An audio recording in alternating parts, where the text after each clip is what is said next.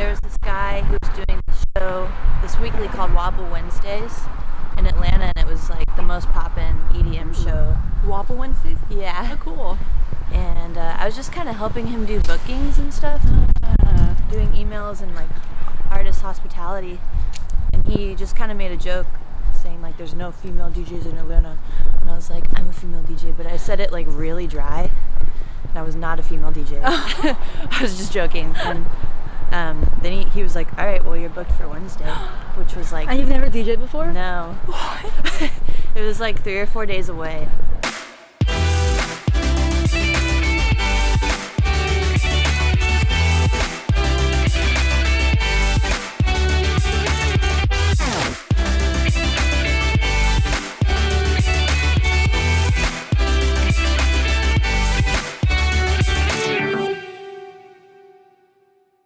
What's up, everyone? I am out here today with Leah Culver. Hi. Tell me a little bit about your background. I know you grew up in Atlanta. What was that like? Yeah, born and raised in Atlanta. Lots of good food, good music, good people. I feel really grateful to have been from there because I think that really helped me in kind of growing as a musician, like getting shows and stuff. I know a lot of people from the surrounding like states and cities would often have to go to Atlanta to get shows, so that was super convenient. Is there a big music scene out in Atlanta? Oh yeah, it was, I'd say in the East Coast, like Southeast, Atlanta's like the best for sure. For EDM. Oh, interesting. I had no idea. Yeah. I guess that makes sense because Imagine is held out there. Oh yeah, yeah, Imagine's amazing. And then growing up, you had 2 brothers who were also in music? Yeah, I have 2 brothers.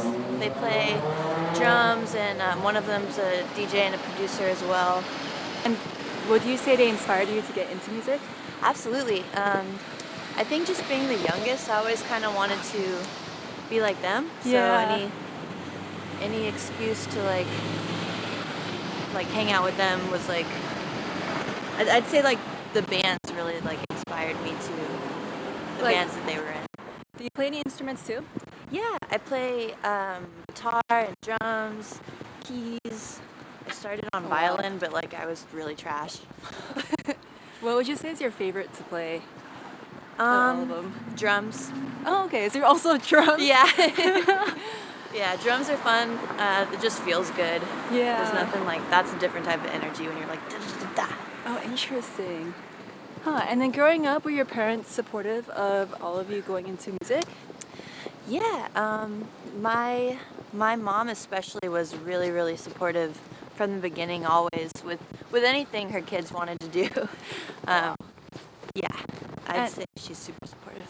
Are your parents in the creative field as well, since everyone's so musically inclined?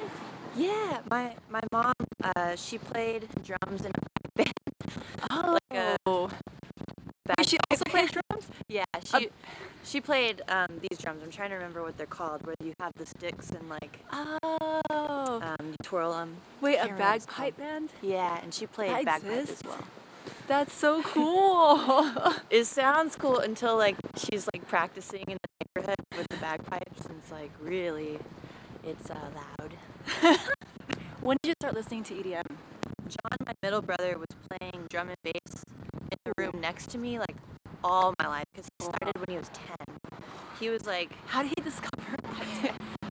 Yeah, he was actually really popular in Atlanta, and he was like seen as kind of like a little kid genius with his music stuff. So drum and bass was always in the room next to me because he's 8 years older than me. But for me, I'd say 2010. Like, trying to think of the remix that I heard. It's like whatever. I remember Nights in White Satin by Zedstead really sticking out to me right now, and like of course Skrillex and all that. And then you started DJing in 2011. Yes. Yeah, I think in June. How did that go about, or like how did that even start? It's kind of a funny story. Hold on, we're gonna cross a really big road. It's kind of a funny story. We're gonna die. Funny story. It's a funny story. There was this guy who was doing this show, this weekly called Wobble Wednesdays in Atlanta, and it was like the most poppin' EDM show. Wobble Wednesdays? Yeah. Oh, cool. And I was just kind of helping him do bookings and stuff, Uh, doing emails and like artist hospitality. And he just kind of made a joke saying like there's no female DJs in Atlanta. And I was like, I'm a female DJ, but I said it like really dry. And I was not a female DJ. I was just joking. And then he was like, all right, well, you're booked for Wednesday, which was like... and you've never DJed before? No. What? It was like 3 or 4 days away. But I lived at the time with these guys called Illuminati, spelled like naughty or nice. Yeah. Okay. And so they just taught me, and they In 3 gave me days. some songs. Yeah, but it's like it's like if you can count, it's like 4/4. Everything's 4/4. And Yeah. I don't remember how the show went. I was terrified.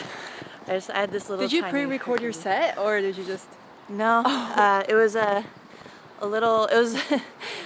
Oh my god, it's so bad. It's like back in the day, a lot of people were using like virtual DJ Yeah. and on these tiny little controllers, and that was the setup that I had. It was tiny. Oh. Wow. Just remember my hands were shaking like crazy. And you had no idea how it went. I memory? think it was good. Yeah. I Were think you it was booked good. again? Yeah. Oh, okay. So That's- it's most likely good. Yeah. That's crazy. So that one guy literally started your course of your career. In Yeah. a sense. That one. Wow. Bad joke. I know. Bad but serious. Wow. And then from then on, did you move to LA to pursue music, or did you stay out there for a while first? I stayed out there for I think 4 years. Okay. And was playing the scene was super saturated with shows, so I think that's what really helped me too was there were so many shows to play, and I was playing like nonstop throughout the week. And then this dude MJ kind of taught me, you have to space out your bookings so that you can like create value. And I was young and I was just learning these things, and I think doing that and like starting to play outside of the city started making me think, okay, maybe I should move. Maybe I should like really start producing and like get out of Atlanta. And so then I moved to LA in 2015. And you went to Akon. Yeah. How was that whole experience for you? Akon's amazing. Like I feel like people of all levels can go there and learn and get better. Yeah. Because they have so many different classes and kind of like avenues of things to learn. Songwriting classes. They have a whole singer program. But We actually visited their brand new space, or their new space, like a couple weeks ago. I'm talking there tomorrow. Ooh. I haven't been yet. Oh wow, it's so nice. Once you started after you went to Akon, did you start producing music, or? So I know you started singing, and like, what was the whole timeline for that? I started getting interested in producing a long time ago. Oh, okay. I started with guitar and drums and things, and then I wanted to produce like my brother John, and then these kids, Curtis, who ended up being in 2-9 later, him and his friends, and Sunny Digital went to my high school, and so we were hanging out and that's when I started getting interest more in playing with Fruity Loops a little bit. I started producing more and getting better at it, I think in like 2013, 14. I started releasing, and then I went to Akon, I think in 2016 or 17. Oh, wow. So that's the timeline. Yeah. Damn, it's like 10 years now since know. 2011. Oh wow. Blows my mind. Wow. And then for vocals, when did you start doing your own vocals? As long as I can remember, I've been singing. Oh, so you grew up singing too? Yeah. So many talents. Oh gosh.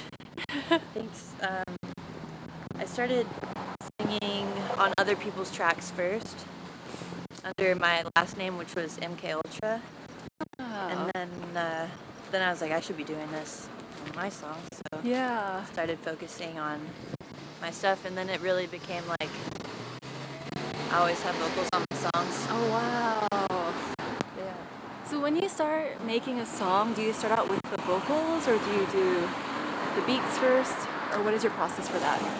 It's sometimes it's different every time. Lately, what I'm doing is starting with guitar and chords, and then I choose like melodies, like so not even words, so like more like ba ba ba ba ba ba ba, and I'll record it in my phone. Choose the best melodies, structure it out, like decide what sounds like a verse, a pre, and a chorus, and then I'll write after I've decided the melody. How long does it usually take for you to like, finish a song?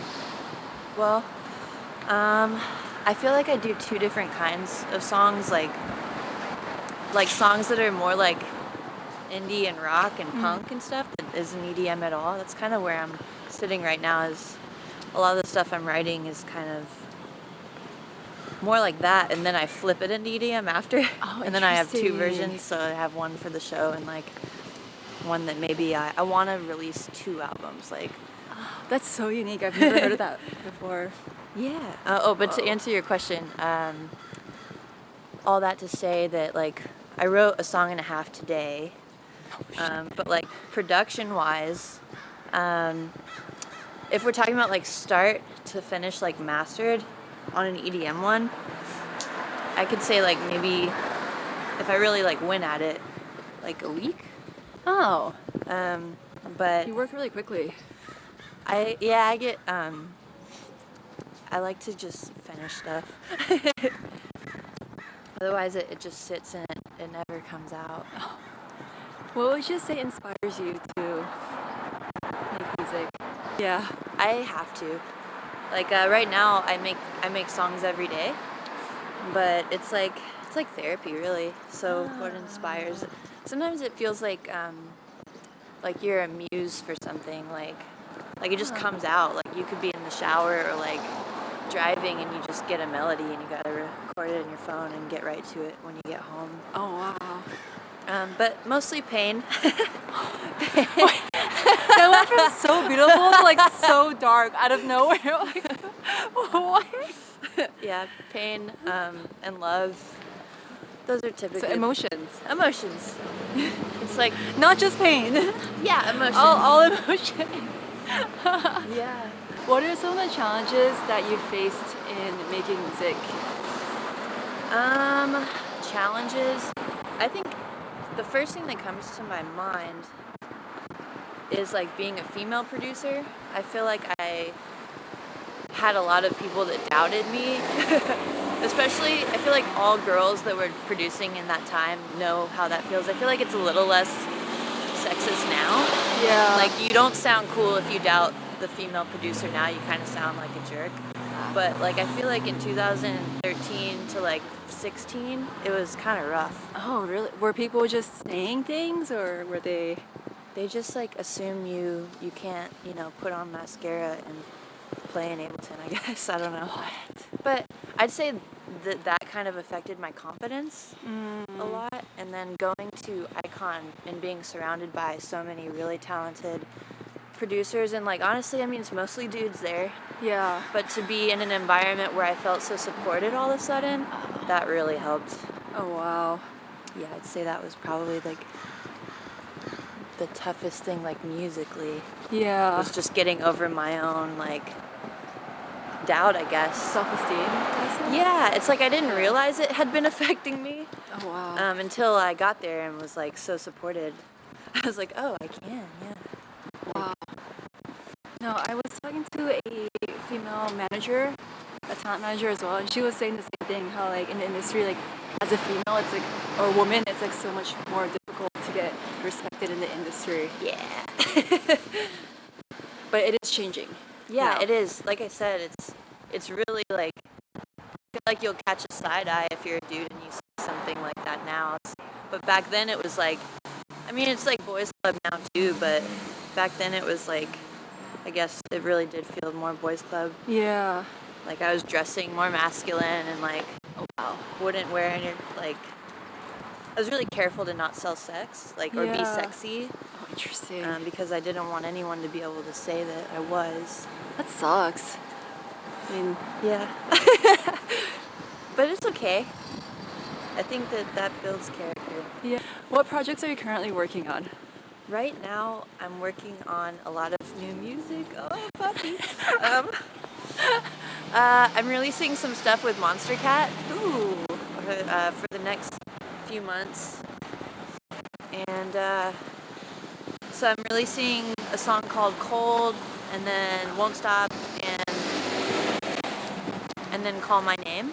Okay. As far as like new music, I've been writing a ton, and I have enough to do like an album, but we'll probably do them as singles or EPs or something.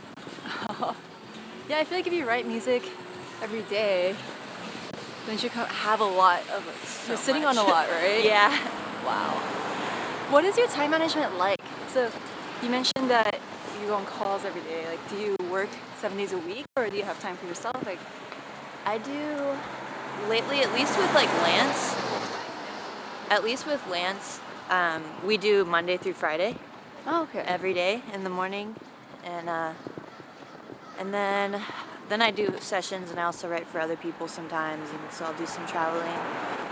And weekends, I kind of let that be open. Oh wow. Yeah. It's nice. That's like a nice structured schedule. Yeah, it's not always been like that, and I'm very disorganized as like a person. But what changed? This is like the only structure I have in my life, if I'm honest. It's like I wake up at this time and we get on and start writing. We started doing that in September. Oh, so this is pretty new. Yeah. Okay. I feel like you start out like, yeah, I'm doing like all of this, and it turns dark for some reason. And I was like, wait. Like, yeah, actually, I'm actually disorganized. I'm like, what? What do you mean? You just said you're a structure.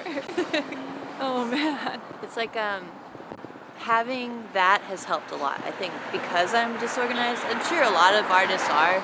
Yeah. Like I also have a great manager who helps me like stay and remember where I need to be. do.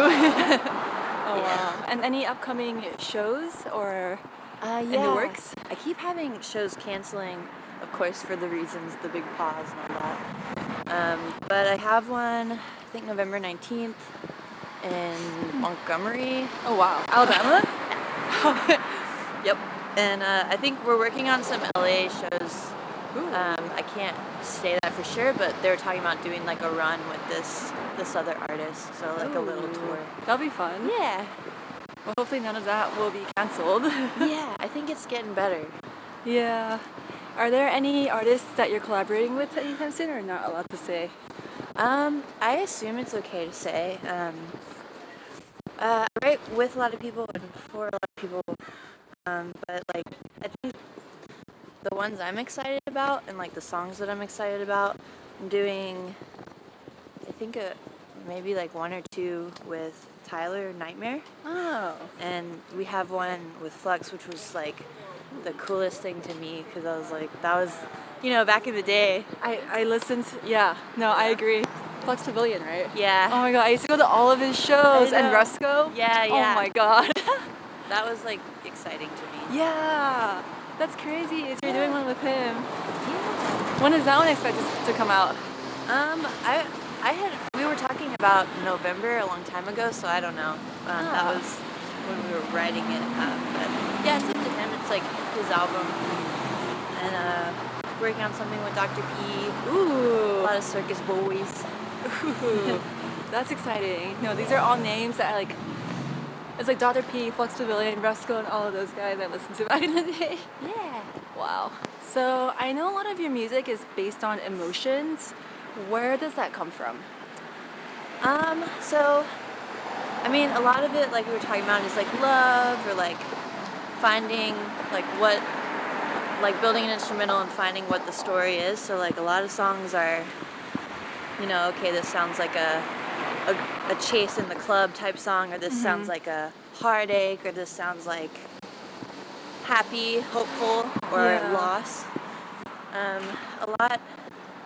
Sometimes when I'm writing just for me, what comes out a lot is like a lot of grief. I've got a lot of grief that I've been working through. I had a boyfriend that passed at one point, and so I write a lot about that. And you can hear it in the lyrics in the songs for sure. Wow. So grief is pretty like non-linear, and it feels kind of never-ending. I have a theory that as the grief is as equal and balanced as the love was deep. So if you loved them endlessly, I'm pretty sure that you're gonna be sad about it endlessly, which is how it feels. But it is what it is. And it feels good to sing. It's like crying. Yeah. It's so different because I personally cannot sing, so I'll never like express myself through singing. But for you, I feel like it's a very like fundamental thing for you. Yeah, it's always been. Sorry, I'm sniffling so much. It's like runny nose and cold. No worries. But yeah, it feels good. Yeah. What do you want to be remembered for? Being kind and hopefully making a positive impact on people. Whether it be like the music help them get through the hard event, or at least help them feel like someone can relate, or like that they're not alone. And I'd like to. One of my goals is to be able to make like a safe house at some point when I have like, when I get to a place where I can. It requires a lot to do that, but yeah, I just want to make as much positive impact in this world before I'm gone, and I'm sure we all kind of feel the same way. Yeah. Yeah, Wow. I think just being kind is important. Oh, that's amazing. I think you're the first person I've interviewed who actually wanted to do something for the community, like charity or like, create a safe house, and that's very unique and difficult too. But doable. Like doable. If someone else has done it, so can we. Wow. Well, thank you for jumping on this sidewalk talk with us. And yeah, we'll see you next time. Bye. Bye.